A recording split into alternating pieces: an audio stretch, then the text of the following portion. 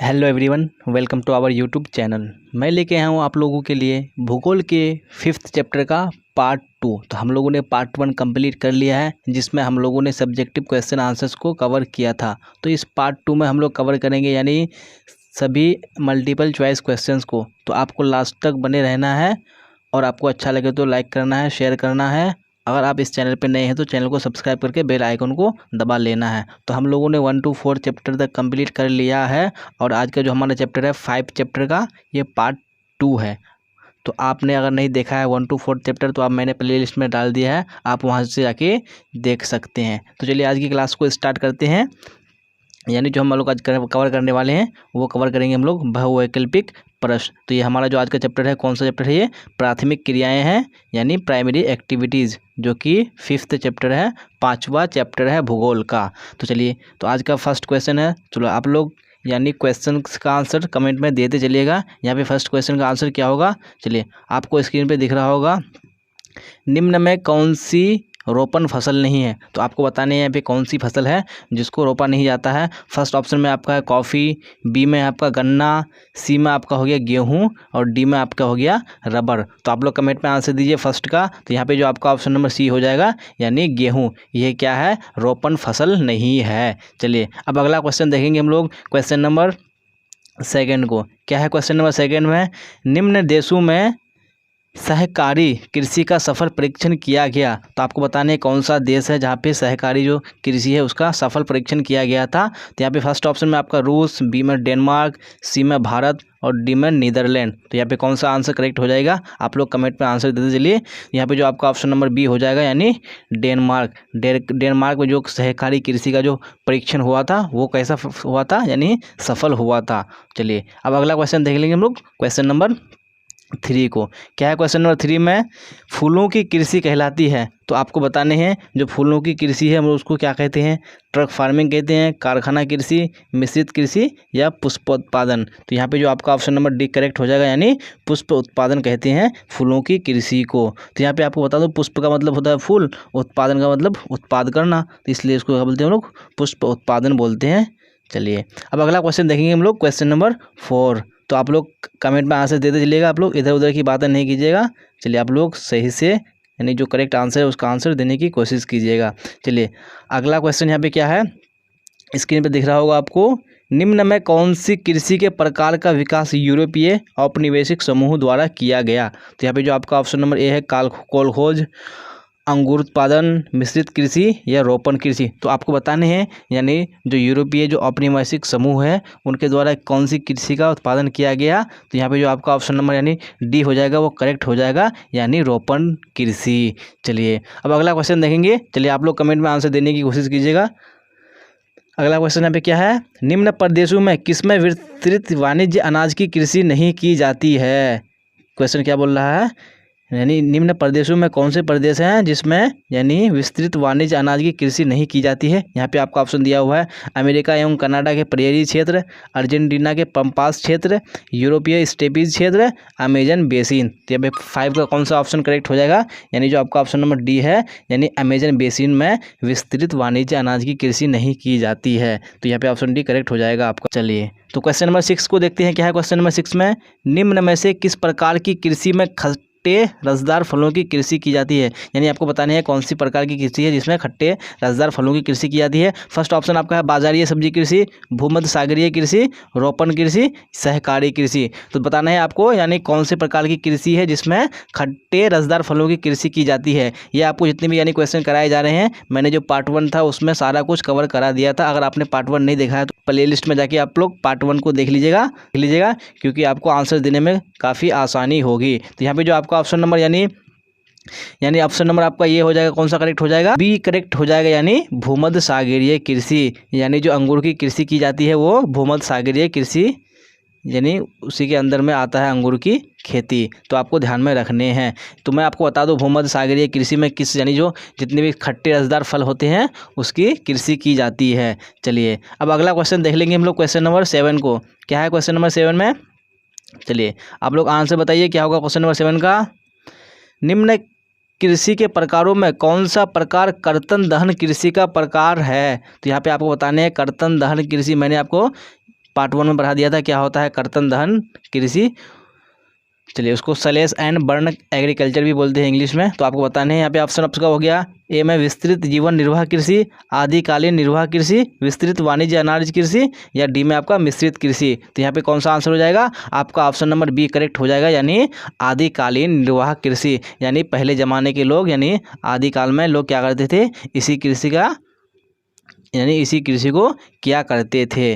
चलिए अब अगला देख लेंगे हम लोग। अगला क्वेश्चन नंबर 8 को क्या है। क्वेश्चन नंबर 8 में निम्न में कौन सी एकल कृषि नहीं है। तो आपको बताना है कौन सी कृषि है जो एकल नहीं है। डेयरी कृषि, मिश्रित कृषि, रोपण कृषि, वाणिज्य अनाज कृषि। तो यहाँ पे जो आपका फर्स्ट यानी ऑप्शन नंबर बी करेक्ट हो जाएगा, मिश्रित कृषि। मिश्रित कृषि क्या है, एकल कृषि नहीं है, ये क्या है मिश्रित है यानी मिक्स कृषि है।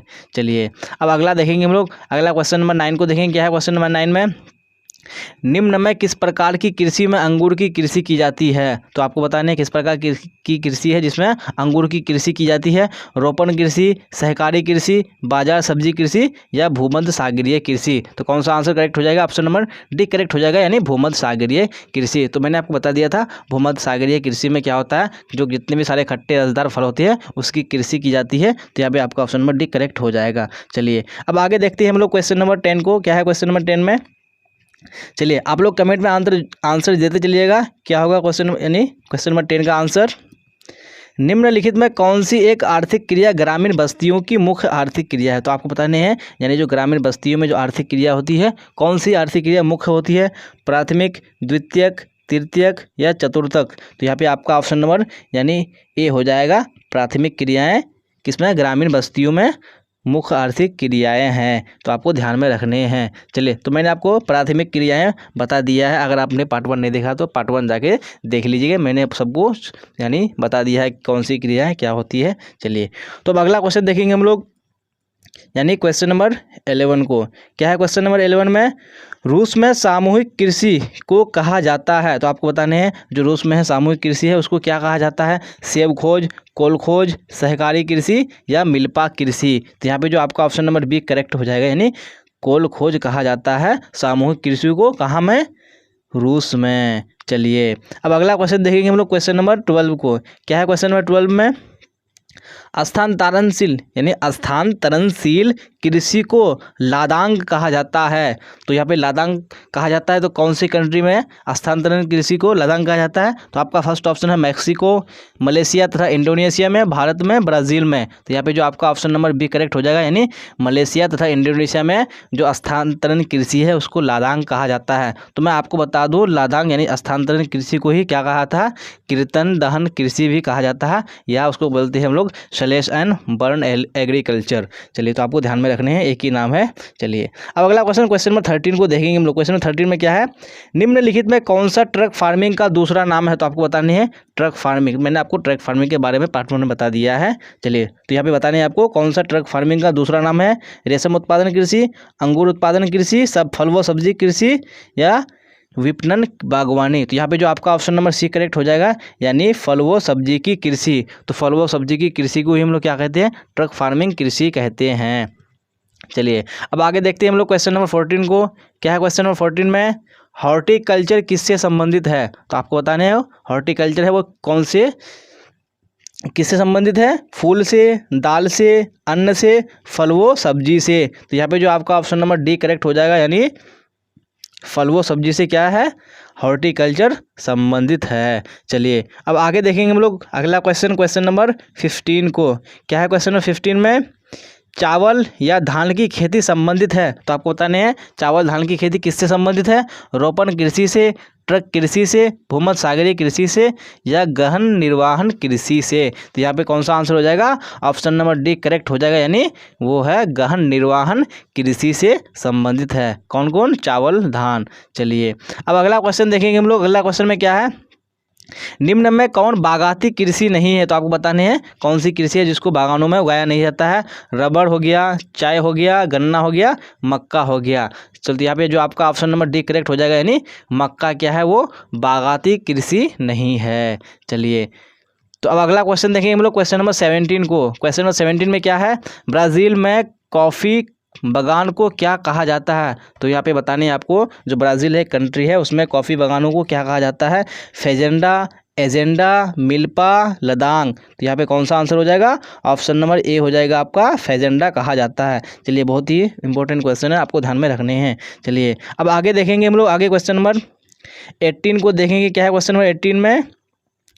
पशुपालन का महत्वपूर्ण स्थान होता है। तो आपको बताने हैं, जो पशुपालन है वहाँ उसका जो महत्वपूर्ण स्थान होता है कहाँ होता है? बागवानी कृषि में, स्थानांतरित कृषि में, गहन निर्वाह कृषि में, या डी में आपका मिश्रित कृषि में। तो यहाँ पे कौन सा आंसर हो जाएगा आपका? ऑप्शन नंबर डी हो जाएगा, यानी मिश्रित कृषि में पशुपालन का बहुत ही महत्वपूर्ण स्थान है। चलिए अब अगला क्वेश्चन देखेंगे हम लोग, क्वेश्चन नंबर 19 को। क्या है क्वेश्चन नंबर 19 में? विस्तृत वाणिज्य अनाज की कृषि में प्रति व्यक्ति उत्पादन कम होता है, प्रति व्यक्ति उत्पादन अधिक होता है, प्रति खेतों का आकार छोटा होता है, कृषि भूमि कम होती है तथा जनसंख्या अधिक होती है। तो यहाँ पे कौन सा करेक्ट होगा आपका? ऑप्शन नंबर बी करेक्ट हो जाएगा, यानी जो विस्तृत वाणिज्य अनाज की कृषि है उसमें प्रति व्यक्ति जो उत्पादन होता है वो अधिक होता है, और जो प्रति एकड़ उत्पादन होता है उसमें यानी वो कम होता है, और प्रति व्यक्ति उत्पादन अधिक होता है। तो आपको ये दोनों पॉइंट याद रखने हैं। चलिए अब अगला क्वेश्चन देखेंगे हम लोग, क्वेश्चन नंबर 20 को। क्वेश्चन नंबर 20 में क्या है? निम्नलिखित आर्थिक क्रियाओं में कौन ग्रामीण अधिवासियों से संबंधित है? तो आपको बताने हैं कौन सा ग्रामीण अधिवासी से यानी अधिवासियों से संबंधित है? प्राथमिक, द्वितीयक, तृतीयक, चतुर्थक। चलिए तो यहाँ पे जो आपका ऑप्शन नंबर यानी एक करेक्ट हो जाएगा, यानी प्राथमिक क्रियाएं क्या है? वो ग्रामीण अधिवासियों से संबंधित है। चलिए अब आगे देखेंगे हम लोग क्वेश्चन नंबर 21 को। क्वेश्चन नंबर 21 में क्या है? चलिए आप लोग आंसर दीजिए कमेंट में। सहकारी कृषि अधिक सफल रही है। तो आपको बताने हैं कहाँ पे सफल रही है सहकारी कृषि अधिक?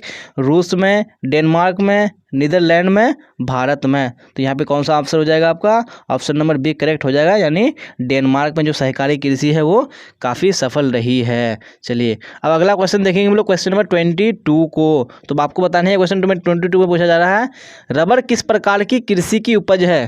तो आपको बताना है रबर किस प्रकार की कृषि की उपज है? रोपण कृषि की, भूमध्य सागरीय कृषि की, प्रारंभिक स्थायी कृषि की, और डी में आपका मिश्रित कृषि की। तो यहाँ पे कौन सा आंसर होगा? ऑप्शन नंबर ए हो जाएगा आपका, यानी रोपण कृषि। तो रबर को क्या किया जाता है? रोपा जाता है, इसलिए उसको रोपण कृषि कहा जाता है। चलिए अब अगला क्वेश्चन, क्वेश्चन नंबर 23 को देखेंगे। क्वेश्चन नंबर 23 में यहाँ पे क्या है? निम्न में कौन से देशों में गेहूं व चावल की अधिक उत्पादकता की किस्में विकसित की गई थी? आपको बताने हैं कौन सी कंट्री है जहां पे गेहूं व चावल की जो अधिक उत्पादकता की जो किस्में हैं विकसित की गई थी?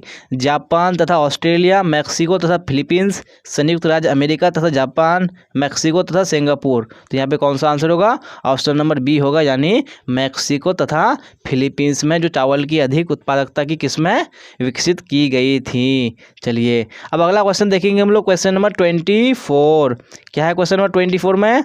चलिए तो आप लोग आंसर कमेंट में देते चलिएगा। क्या होगा यहाँ पे? आप लोग इधर उधर की बातें ना करें कमेंट में, आप लोग सिर्फ यानी क्वेश्चंस के आंसर दें।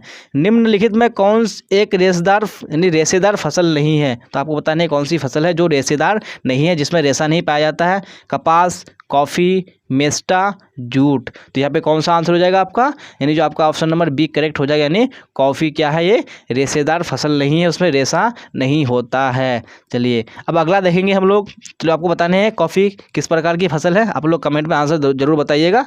चलिए अब क्वेश्चन नंबर 25 को देखेंगे हम लोग। क्वेश्चन नंबर 25 में क्या है? शुष्क कृषि में निम्न में से कौन सी फसल नहीं बोई जाती है? तो आपको बताने हैं जो शुष्क कृषि है उसमें कौन सी फसल नहीं बोई जाती है? रागी हो गया, ज्वार हो गया, मूंगफली हो गया, आपका डी में गन्ना हो गया। तो यहाँ पे कौन सा आंसर करेक्ट होगा? यानी जो आपका ऑप्शन नंबर डी हो जाएगा वो करेक्ट हो जाएगा, गन्ना। ये शुष्क कृषि में निम्न में से यानी शुष्क जो कृषि है उसमें ये नहीं बोई जाती है। चलिए अब अगला क्वेश्चन देखेंगे हम लोग, क्वेश्चन नंबर 26 को। क्या है क्वेश्चन नंबर 26? चलिए ये आपको जितने भी सारे क्वेश्चन कराए जा रहे हैं ये बहुत ही यानी मोस्ट इंपॉर्टेंट क्वेश्चन आंसर्स हैं, ये आपको ध्यान में रखने हैं क्योंकि आपको एग्जाम्स में इसी से ही पूछते हैं। तो आपको लास्ट तक देखना है क्योंकि हम लोग जितने भी यानी जो ऑब्जेक्टिव क्वेश्चन आंसर है इस चैप्टर के सारे को कवर करेंगे। चलिए, अगर आपको अच्छा लग रहा है तो आप लाइक कीजिएगा और अपने दोस्तों में शेयर कीजिएगा। अगर आप इस चैनल पर नए हैं तो चैनल को सब्सक्राइब करके बेल आइकन को दबा लीजिएगा। अगर आप चलिए तो देख लेते हैं हम लोग क्वेश्चन नंबर 26 को। क्या है क्वेश्चन नंबर 26 में, निम्नलिखित में कौन कृषि आधारित उत्पाद नहीं है। तो यहाँ पे कौन सा है, ऑप्शन ए में चीनी है, नमक है, कॉफ़ी है और चाय है। तो यहाँ पे कौन सा कृषि आधारित नहीं है, तो यहाँ पे ऑप्शन नंबर बी हो जाएगा आपका, यानी नमक। ये क्या है, कृषि आधारित उत्पाद नहीं है।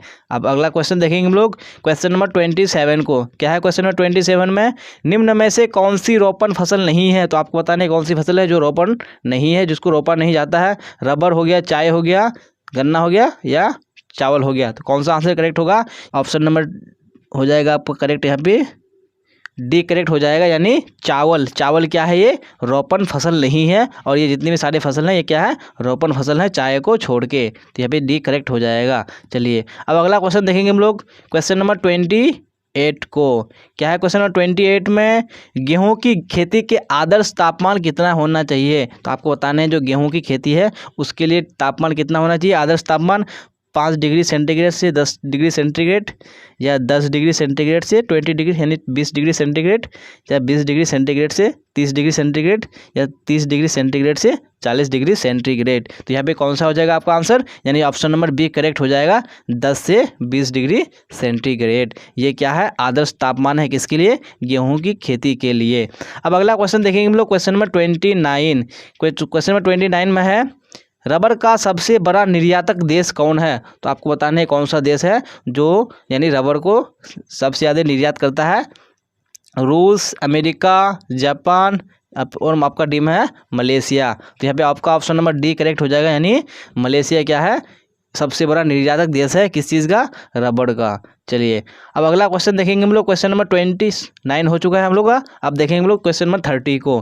क्या 30 में, कृषि के अंतर्गत हम इनमें से किसे लेते हैं। तो आपको बताना है किसे लेते हैं कृषि के अंतर्गत, फसल उत्पादन को, पशुपालन को, मत्स्य उत्पादन को, या इनमें सभी। तो यहाँ पे आपका ऑप्शन नंबर डी करेक्ट हो जाएगा, इनमें सभी क्या है, इसको हम लोग कृषि के अंतर्गत लेते हैं। अब अगला क्वेश्चन देखेंगे हम लोग क्वेश्चन नंबर 31। क्या है क्वेश्चन नंबर 31 में, कृषि के लिए इनमें कौन सबसे अधिक उपयुक्त है। तो आपको बताना है कृषि के लिए कौन सा सबसे यानी उपयुक्त है, अच्छा है। पर्वतीय ढाल, उच्च पठार, मैदान, वर्षा क्षेत्र। तो यहाँ पे कौन सा आंसर होगा आपका ऑप्शन नंबर सी, यानी मैदान क्या है, कृषि के लिए बहुत ही क्या है, उपयुक्त है। यानी मैदानी इलाकों में कृषि बहुत ही आसानी से हो जाती है।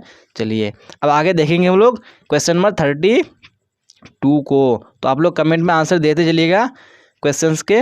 यहाँ पे क्या है, कृषि निर्धारण में किस कारक का भारत में ज़बरदस्त हाथ होता है। तो कृषि जो निर्धारण करता है किसका सबसे ज़्यादा यानी ज़बरदस्त हाथ होता है, यानी भूमिका होती है। भूमिका, वर्षा, मिट्टी, रासायनिक खाद का उपयोग। यहाँ पे कौन सा आंसर हो जाएगा आपका ऑप्शन नंबर बी, यानी वर्षा जो है उसका बहुत ही ज़बरदस्त हाथ रहता है किसमें, कृषि निर्धारण में। अगर वर्षा अच्छी होगी तो फसल भी अच्छी होगी।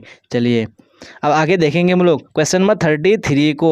33 में क्या है, किस फसल की खेती में बुआई के समय कम तापमान चाहिए। तो आपको बताने हैं कौन सी फसल है जिसके लिए कम तापमान चाहिए, किसमें, बुआई के वक्त। धान, गेहूं, जूट, कपास। कौन सा आंसर होगा आपका बी हो जाएगा, यानी गेहूं। आपको पता ही होगा यानी जो ठंडी के मौसम में ही गेहूं को बोया जाता है, उसको क्या, क्योंकि उसको कम तापमान की ज़रूरत होती है। चलिए अब आगे देखेंगे 34 क्वेश्चन नंबर को हम लोग। क्या है इसमें, किस फसल की खेती पहाड़ी ढालों पर की जाती है। तो आपको बताना है कौन सी फसल है जिसकी खेती पहाड़ी यानी ढालों पर की जाती है। जूट हो गया, चाय हो गया, गन्ना हो गया, कपास हो गया। तो आपने देखा ही होगा यानी जो चाय है, चाय की खेती किस में की जाती है, वो पहाड़ी ढालों पर की जाती है। चलिए अब अगला देखेंगे हम लोग क्वेश्चन नंबर 35 को। क्या है क्वेश्चन नंबर 35 में, चाय का सबसे बड़ा उत्पादक देश कौन है। तो आपको बताने हैं कौन सा देश है जो चाय को सबसे ज़्यादा उत्पाद करता है। श्रीलंका, भारत, चीन, म्यांमार। यहाँ पे जो आपका ऑप्शन नंबर बी करेक्ट हो जाएगा, यानी भारत। ये क्या है, चाय का सबसे बड़ा उत्पादक देश है, यानी जो चाय की उत्पादन होती है भारत में सबसे अधिक होती है। तो ये था हमारा आज का यानी चैप्टर का बहुवैकल्पिक प्रश्न का अंतिम क्वेश्चन। तो हम लोगों ने इसी के साथ यानी जो चैप्टर 5 का पार्ट 1 पार्ट 2 कंप्लीट कर लिया है। तो हम लोगों ने पार्ट 1 में सब्जेक्टिव क्वेश्चन आंसर किया था और इसमें हम लोगों ने ऑब्जेक्टिव क्वेश्चन आंसर को कवर किया। तो इसी के साथ हमारा चैप्टर 5 कंप्लीट हो चुका है। अब हम लोग यानी चैप्टर 6 को कंप्लीट करेंगे अगली क्लास में। अगर आपको क्लास अच्छी लगी तो आप लोग लाइक कर देना है आप लोगों को, और अपने दोस्तों में शेयर कर देना है। अगर आप इस चैनल पे नए हैं तो चैनल को सब्सक्राइब करके बेल आइकॉन को दबा लेना है। अगर आपको इससे रिलेटेड कोई क्वेश्चन हो, कोई क्वेरी हो, आप कमेंट में कर सकते हैं, और डिस्क्रिप्शन में टेलीग्राम चैनल का लिंक डाल दिया गया है, आप वहां से जुड़ सकते हैं, अपने डाउट को क्लियर कर सकते हैं। तो चलिए आज की क्लास को हम लोग यहीं पे एंड करेंगे, फिर मिलेंगे हम लोग अगली क्लास में। यहाँ तक बने रहने के लिए आप सबका धन्यवाद। Till then bye bye, tata, see you on the next video.